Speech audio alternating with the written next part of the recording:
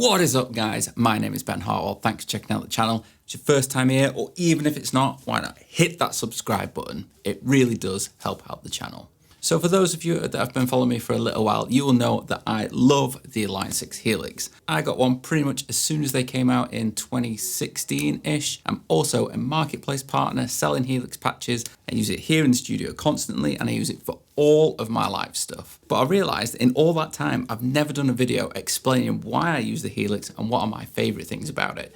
So in this video, I'm going to tell you my 5 top favorite features on the Line 6 Helix. Let's get to it.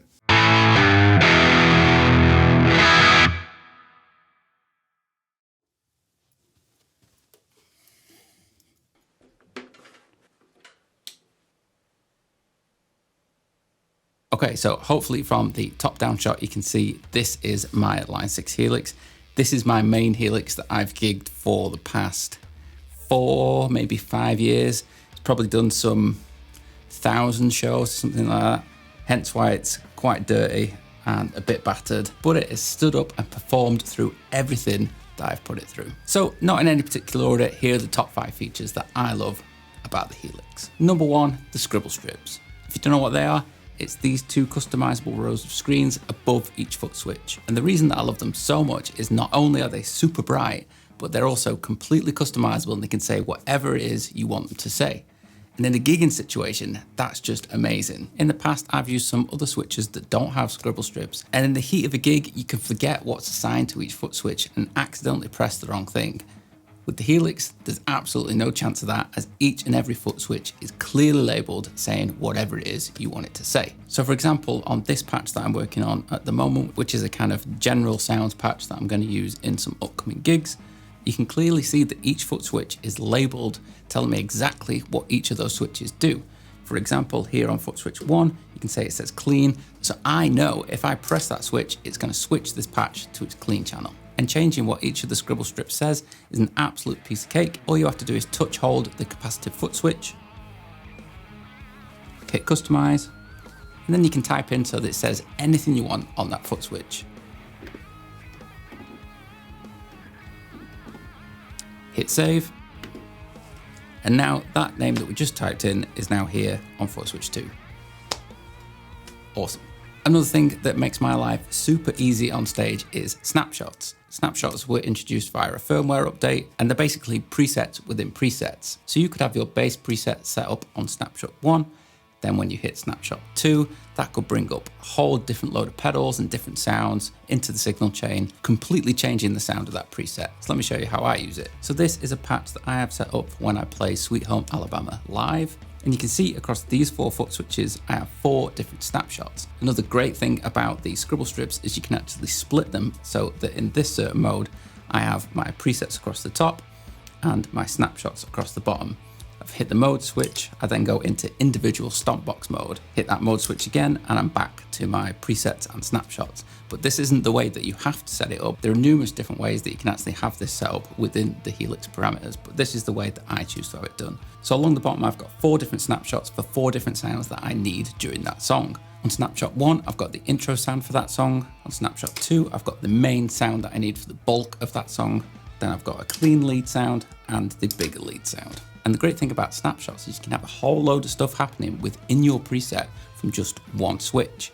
So if I go from Snapshot 2, which is the main sound for this song, and click onto Snapshot 4, which is the bigger lead sound that I need towards the end of the song, you can see that that one switch is turning on 2 different overdrive pedals and a delay pedal. So instead of having to dance around on the pedal board and click 3 different effects on, I can do it with just one button. Then to get back to the main sound, click the one button again, and all those 3 pedals have turned off. You can assign all kinds of things to snapshots. For example, on some patches, I have it so that I'm changing amp channels, I'm sometimes changing the gain on an amp, I'm introducing delay pedals, reverb pedals, I'm adding volume boost for solos. You can basically switch in and out anything that you want or assign any parameter within the Helix to snapshots, completely changing the sound of a preset with the click of a single button.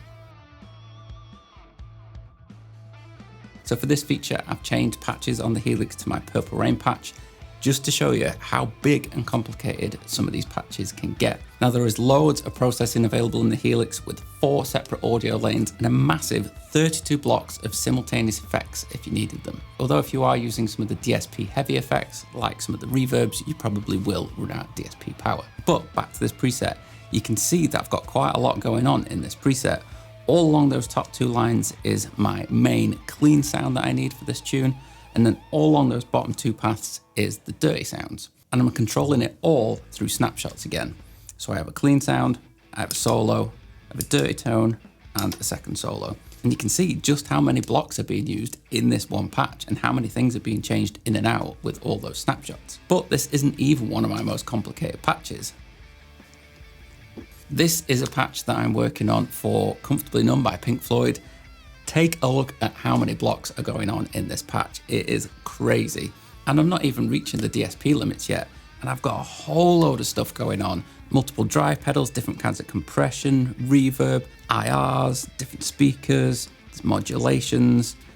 There's loads of stuff going into this patch. And that's one of the great things about Helix. You're not really limited to using just a couple of blocks, like just one drive pedal or just one reverb.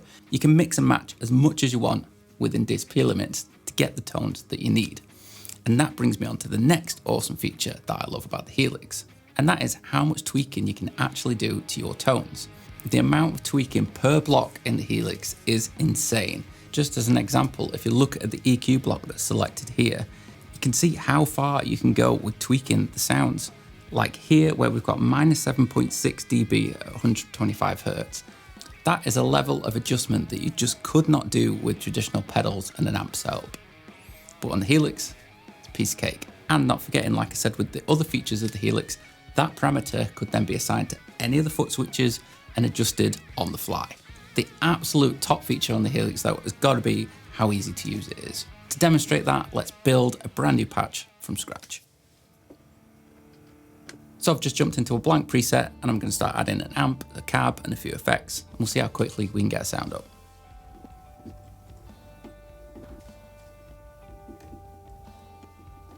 So there you go. I've got an amp, I've got an IR, I've got an overdrive pedal pushing the front of that amp, I've got a delay and a reverb, all set up in less than 30 seconds.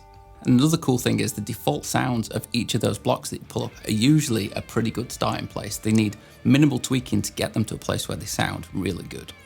Another huge plus for the Helix in my book has been that it is a self-contained rig. That means that I can do numerous types of shows with just this one setup. I can take it as a fly rig and use it as my only source of sounds. I can run direct front of house. I can use it as my pedal board into my amp. I can use it as the control center for a much bigger rig with pedals feeding into it and amp switching and all those kind of things. It's an absolute one-stop, self-contained beast of a machine. And talking of using it as a control center, what a lot of people don't realize is that you can plug other pedals into the Helix. The Helix has a number of send and return loops where you could plug in different kinds of pedals and control them from the Helix itself. It's just a case of setting up the blocks,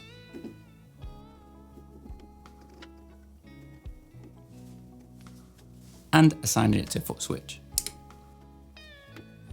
You can then customize that switch to say whatever you wanted, for example, pedal 1, and you could now have that foot switch controlling the sound coming from that external effects pedal. On top of those effects loops, you can also plug in expression pedals to control parameters within the Helix on the fly, just like you can with the expression pedal that's built into the Helix. And the last big feature for me that I love on the Helix has got to be the tuner. Just look at the size of this tuner.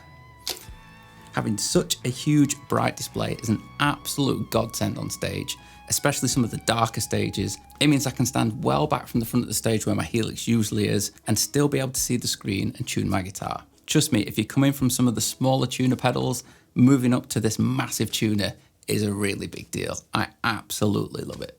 So there you go guys, my top 5 features of the Line 6 Helix, an absolute beast of a machine. It totally changed the way I approached my live playing and maybe rethink what was possible on stage now that I had all this power available to me.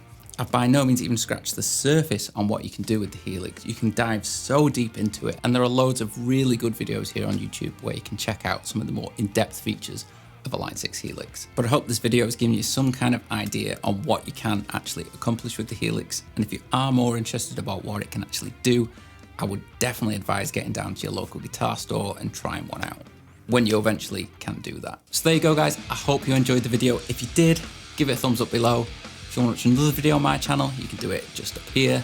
And don't forget to subscribe. You can do it right there. I'll see you in the next one.